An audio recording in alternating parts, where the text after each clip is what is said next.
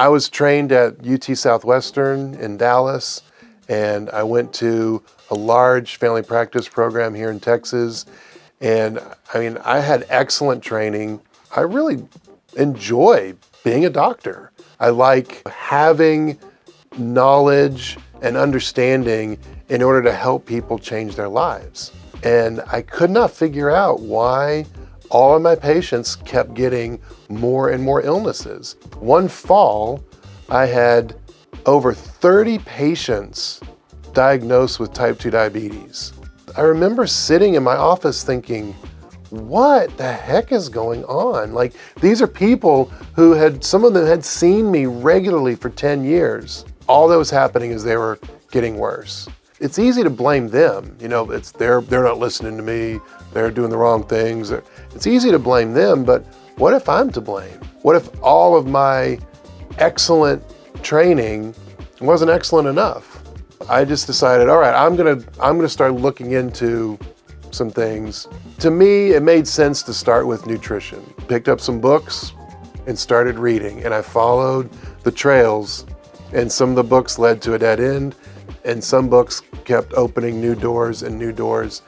And when I began to apply what I'd learned to my patients, then I saw a difference. I've always been told that you can never get a type 2 diabetic undiabetic.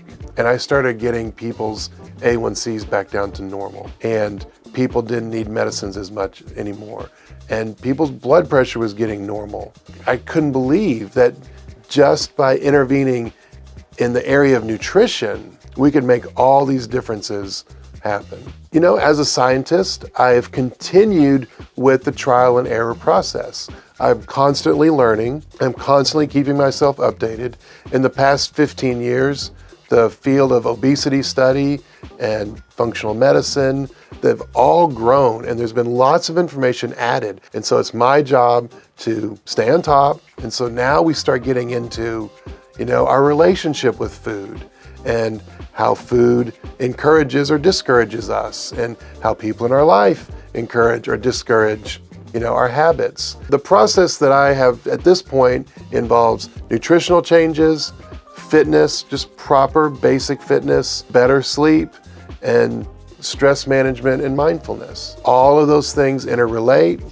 If I can get a person to be 20% healthier and teach them to stay there, that is a significant change in their life, and they're more likely to want to get 20% more better. If I can at least get people to make a change and stick with it, that's completely changed their future. Thanks a lot for watching. One of the things I love is to hear from you, and I learn a lot that way as well, and if you're thinking it, someone else is too. So please leave a comment and I'll answer it, and you can help me help others.